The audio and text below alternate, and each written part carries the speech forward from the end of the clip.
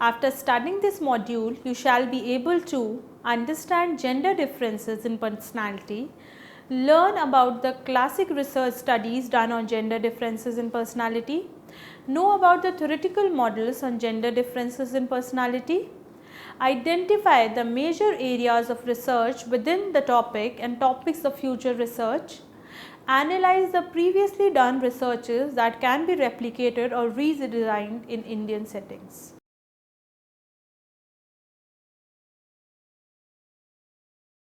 The prevalence of gender differences in the biological realm is undeniable, but there have been a lot of discussion on the presence and importance of differences between men and women in their psychological traits. Therefore, study of gender differences has remained quite controversial in psychology. The ones who do not support psychological research over gender differences often argue that finding such differences might increase the stereotypes faced by both genders and in a way reduce egalitarianism in the society. Others believe that finding would be biased as a result of researchers' personal belief, and few others also argue that the findings might be misused for political reasons. On the other hand, the supporters of the gender biased research argue that we cannot shy away from such differences. These differences would be of great help in social change and policy development. The first group of researchers is called minimalists, the believers that the differences, if any, are minute and not relevant enough to focus. The second group of researchers is called the maximalists, who believe that it is not the size of differences that matter, even a small difference should not be ignored. Research on gender differences was begun by scientists who believed that individual differences in traits were biologically determined and that finding of gender differences supported their view. Most research on gender differences has focused on cognitive abilities and social behavior, including mate selection preferences. Yet the domain of personality is very useful in attempting to examine psychological differences between genders. Personality can be explained as the extent to which someone displays high or low levels of specific traits.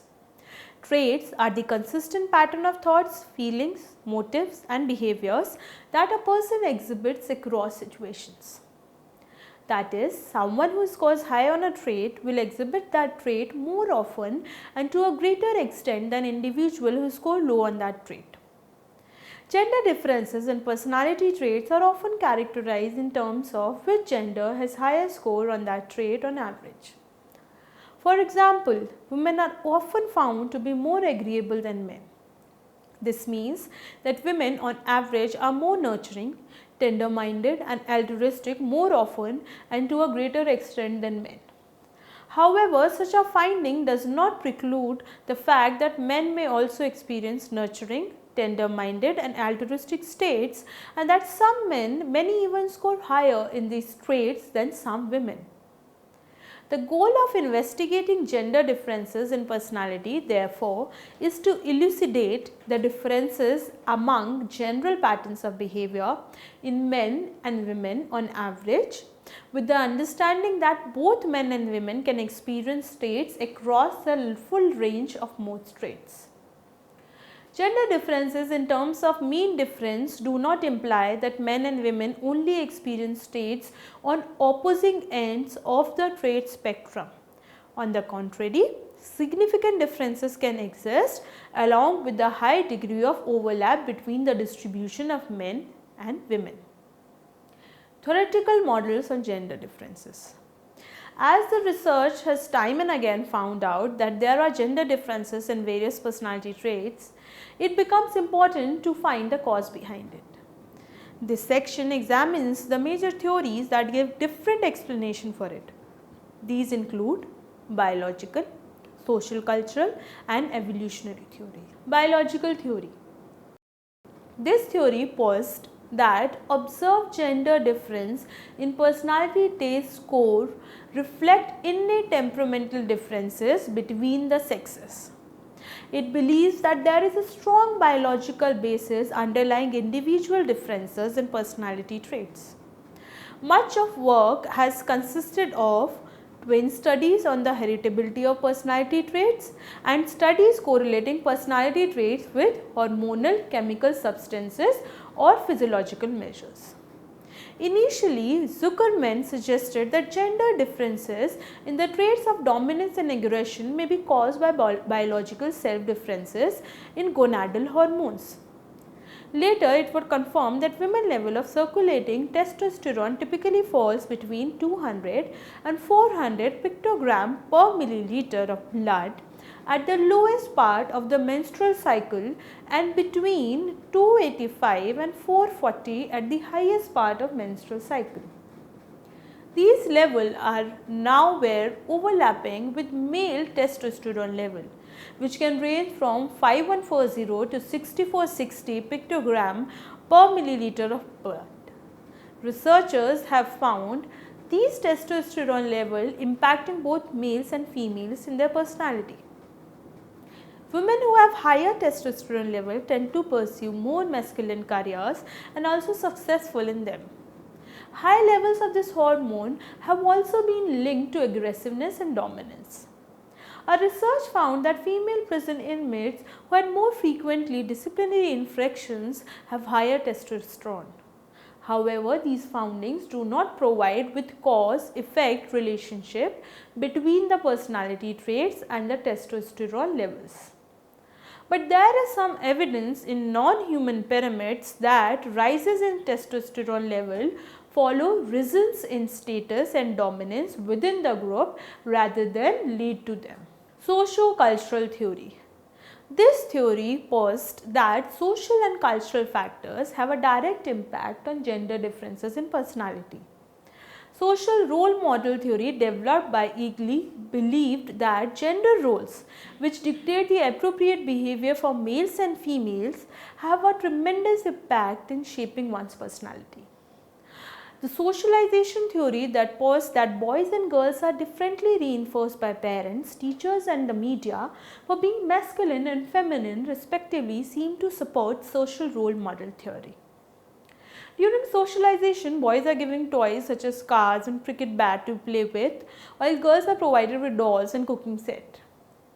Boys are encouraged to be rough and tough. On the other hand, girls are praised for being cute and obedient. Girls are also supported and comforted when they cry. With time, children learn the type of gendered behavior expected from them based on their sex. Dandurand's social learning theory also supports the socialization theory, further by adding that children also learn by observing the behavior of others called models of their own sex. Cross-cultural research also supports the presence of different treatments for boys and girls. In many countries, fathers do not interact with daughters as much as with their sons. Boys are permitted in most cultures to stray further from home than are girls. Boys in most cultures are socialized to be more competitive than are girls. Low 1989 found that in 82% cultures, girls were trained to be more nurturing than boys, and interestingly, there were no cultures found that displayed the opposite of this. Also, it was found that in most cultures, girls were socialized to be more sexually restrained than boys. That is, girls were encouraged to delay sexual intercourse and boys were encouraged to indulge into it. Evolutionary theory. This theory believes that there are no major differences in men and women in their personality. However, the few differences that exist are due to the different adaptive challenges faced by them over human evolutionary history. Adaptive challenges are problems that need to be solved for survival. Men and women have had different adaptive problems, especially in reproduction. Women have to invest more in reproduction as she has to bear the child for 9 months in her womb. However, men can reproduce through a single act of sex. As a result, women are more selective about their mate. Also, the social role based mainly on distribution of work tasks may have evolved in pre-industrial time as a consequence of physical difference between the sexes that were far more consequential than in the current technological age. These physical differences included greater male size, and strength as well as anatomical differences related to reproduction. Pre-modern times were characterized by shorter lifespan, women bearing children more frequently, and a lack of medical knowledge and facilities that often made the birthing process life-threatening for mothers. Thus, traditional male and female work roles were functional in the pre-industrial era and may have resulted in gender differences of personality that maximized male and female satisfaction with their respective social roles. Current gender differences may then be a consequence of social cultural factors that are a vestige of bygone eras. But there are certain limitations to this theory as well, as it is not able to answer a basic question: what accounts for individual differences within each sex? The theories of gender differences, when integrated, can provide us with the rationale behind the various findings. Evolutionary theory suggests why the sexes differ. On the other hand, biological and socio-cultural theories specify how the sexes became different. Gender differences on Big Five personality domains. The Big Five model of personality provides a good framework to understand the otherwise scattered findings about the gender differences in personality. Neuroticism. Neuroticism describes the tendency to experience negative emotion and related processes in response to perceived threat and punishment. These include anxiety, depression, anger, self-consciousness, and emotional instability. Women have been found to score higher than men on neuroticism as measured by Big Five trait level, as well as on most facets of neuroticism included in the common measure of Big Five, the neo-PIR. Gender differences on these traits are of medium magnitude. Costa and colleagues' comprehensive study showed US adult women scored 0.51 SD higher on neuroticism. Costa et al. Replicated this pattern of gender differences across 26 different nations in data comprising over 23,000 individuals. Earlier, Feingold in 1994 examined two aspects of emotional stability, namely anxiety and impulsiveness. He found that there is a very minute gender difference on both the aspects, with male being on slightly better state. The effect size has been as small as 0.06 and minus 0.28 on impulsivity and anxiety respectively. Agreeableness. Agreeableness comprises traits relating to altruism such as empathy and kindness. Agreeableness involves the tendency towards cooperation, maintenance of social harmony, and consideration of the concerns of others. Women consistently score higher than men on agreeableness and related measures such as tender-mindedness. Contagiousness. Contagiousness describes traits related to self-discipline, organization, and the control of impulses, and appears to reflect the ability to exert self-control in order to follow rules or maintain goal pursuit. Women score somewhat higher than men on some facets of contagiousness such as order, dutifulness, and self-discipline. Feingold has deeply scrutinized the facet of order and has found women to be slightly higher than men in order with an effect size of only minus 0.13. These differences, however, are not consistent across culture, and no significant gender difference has typically been found on contagiousness at Big Five trait level. Extroversion. Extroversion reflects sociability, assertiveness, and positive emotionality, all of which have been linked to sensitivity to rewards. Whereas gender differences are small on the overall domain level of extroversion, however, there is existence of gender differences in different directions of the facet level. Women tend to score higher than men on warmth, gregariousness, and positive emotion, whereas men score higher than women on assertiveness and excitement seeking. According to Feingold 1994, the effect size on facets such as gregariousness and activity is quite small. However, the gender differences on assertiveness is medium sized with an effect size of 0.5. The higher tendency of assertiveness among men has been proven by various researchers as well. A number of studies suggest that men interrupt others in conversation more than women do in a mixed sex group. Openness to experience.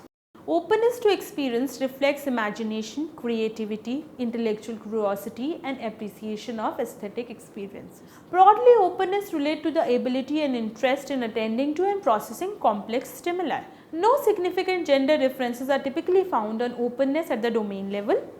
However, women have been found to score higher than men on the facets of aesthetics and feelings, whereas men tend to score higher on the ideas facets. Botwin et al. Examined sex differences in openness to experience using 3 data sources: self-report, spouse report and independent interviewer reports. He did not find any gender differences on the construct. Gender differences on other dimensions of personality. Self-esteem. A meta-analysis of definition of self-esteem based on the work of various researchers have led to a holistic definition of self-esteem. It is the lived status of one's competence at dealing with the challenges of living in a worthy way over time. At one end of the human behavioral continuum, for instance, low self-esteem is often mentioned in regard to various mental disorders such as depression, anxiety and learning problems. In the middle of the spectrum, self-esteem is associated with more ordinary problems of living such as difficulties dealing with failure, losses and other setbacks. Finally, the self-esteem is also found on the other end of the continuum because it is often talked about in relation to such things as being mentally healthy, successful, living effectively and even the good life.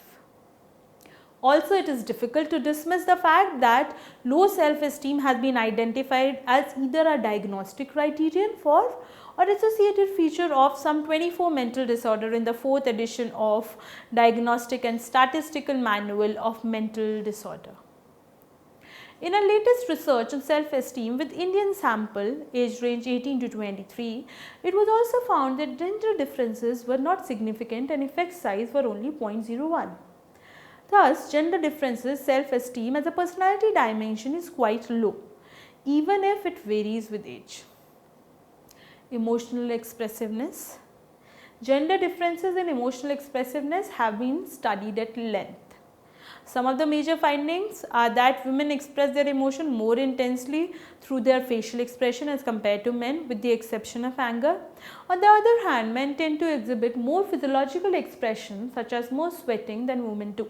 In uses of emotional terminology, both in written and vocal expression, women tend to use more emotional words than men. Women also experience their emotion more intensely, show a higher degree of awareness of their emotion and process their emotion in their memory in greater details than men do. Love, romance, sexuality and mating. Research has also examined gender differences in some of the most intimate emotional and physical aspects of human nature. It has been observed that gender differences in feeling towards love does not appear through quantitative measures such as love scale. However, differences do emerge when men and women are asked to narrate their feelings and experiences associated with love. Compared to men, women report being in love more frequently and having more intense romantic feelings as well as more vivid memories of past romantic partners. Examining scores on scales of romanticism, several studies have indicated that men tend to score higher than women do. Men have been found to fall in love much easily as compared to women. Women are more pragmatic in their mate selection. They are cautious, focusing on intelligence, status and resources of their mate. Meta-analysis has shown major gender differences in some aspects of sexual desire, motivation and attitudes. A major difference between men and women is in attitude towards casual sex. Oliver and Heath in 1993 found men have a lot more favorable attitude towards casual sex, that is D equals to 0.81. In another study, men have stated that they would like to have around 18 sex partners in their lifetimes as compared to 4 or 5 reported by women. It has also been found that men are more likely than women to initiate friendship with the opposite sex if they are sexually attracted to that person, and more likely to end at the friendship if it does not materialize into sex. Overall, in the domain of sexuality and mating, women display higher tender-mindedness, whereas men display higher aggressiveness and preference towards casual sex. Vocational interest. Research reveals strong gender differences in occupational preference. Men tend to choose those vocations that deal with impersonal objects such as machine, tools or materials. On the other hand, women tend to prefer social occupation which involve thinking about others, caring for others or directing others. These findings match our stereotypes of men and women and interestingly were identified almost a century ago. Thorndike in 1911 found men being more interested in things and their mechanism while women being more interested in person and their feeling. Masculinity, femininity and androgyny. Research over time has found substantial and universal differences between men and women, such as in dimension, namely assertiveness, tender-mindedness, anxiety, aggression, sexuality and depression. Due to these sex differences, researchers assume that the differences could be ascribed by a single personality dimension, masculinity, femininity. A person scoring high on one automatically scores low on other. Thus, researchers assume that all people could be located on this single masculinity and femininity dimension. If you were to complete a test measuring your gender identity based on this view, your score would place you somewhere along a single scale, either more towards the masculine or towards the feminine side of the scale.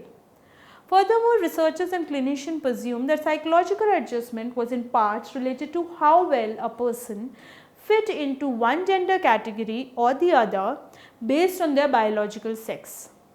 In other words, for optimal psychological health, men should be as masculine as possible and women should be as feminine as possible. Later in 1970s, researchers began to challenge this assumption. An article by N.A. Constantinople claimed that masculinity and femininity are not two ends of single scale, but rather are best described as two separate dimensions on which individual could be measured. In other words, a person could be high or low in masculinity and high or low in femininity at the same time. This is a two-dimensional view. Later, a new set of researchers become with the underlining that masculinity and femininity are two independent dimensions. Sandra Beam of Stanford University challenged the one-dimensional view and rather said that people who incorporate both masculine and feminine qualities may actually be happier and well adjusted than someone who has only masculine or feminine characteristics. Bem in 1974 coined the term androgynous, that is a person who embraces both masculine and feminine characteristics depending on the situation required. The word is derived from a combination of the Greek words andros meaning men and gyne means women, as is the prefix of gynecology. Summary. Research on gender differences in personality has been through controversies in which the minimalists believe that such gender research is not required as there are not many differences between men and women in their personality, and also such research might create stereotypes in the society. While the maximalists have refuted this idea, has taken the stand that gender differences are important to study even if they are minute in nature. The research on gender differences in personality started with the landmark review of gender differences in cognition, temperament and social behavior provided by McCoby and Jacquelins in 1974. With this beginning, the research on gender differences in personality took momentum and many researches and meta-analysis was done in 1980s and 90s. Various theoretical models explaining the gender differences in personality emerged. The biological model initiated by Zuckerman in 1991 suggested that gender differences in the traits of dominance and aggression may be caused by biological sex differences in gonadal hormones. The socio-cultural model posits that social and cultural factors have a direct impact on gender differences in personality. The evolutionary model believes that there are no major differences in men and women in their personality. However, the few differences that exist are due to the different adaptive challenges faced by them over human evolutionary history. All in all, the theories of gender differences, when integrated, can provide us with the rationale behind the various findings. Evolutionary theory suggests why the sex differ. On the other hand, biological and socio-cultural theories specify how the sexes become different. The Big Five model of personality provides a good framework to understand the otherwise scattered findings about the gender differences in personality. It has been found over repeated research that women tend to score higher on neuroticism, agreeableness and contagiousness. Researches on gender differences self-esteem have resulted in an interesting outcome, finding that gender differences in self-esteem change with age. Research has also been done on some emotional and physical aspect of personality of males and females. Evidence for differing vocational interests of men and females are also there. As various research results showed significant differences in masculine and feminine traits, some researchers develop a masculine-feminine scale in which a person could either be masculine or feminine in personality type. But with later criticism of the continuum, concept of androgyny emerged. In it, a person could have a mix of both the trait masculine and feminine. In sum, this area of research in psychology has been quite popular and still has scope of research. Cross-cultural research in various domains of personality is an open field for the new researchers.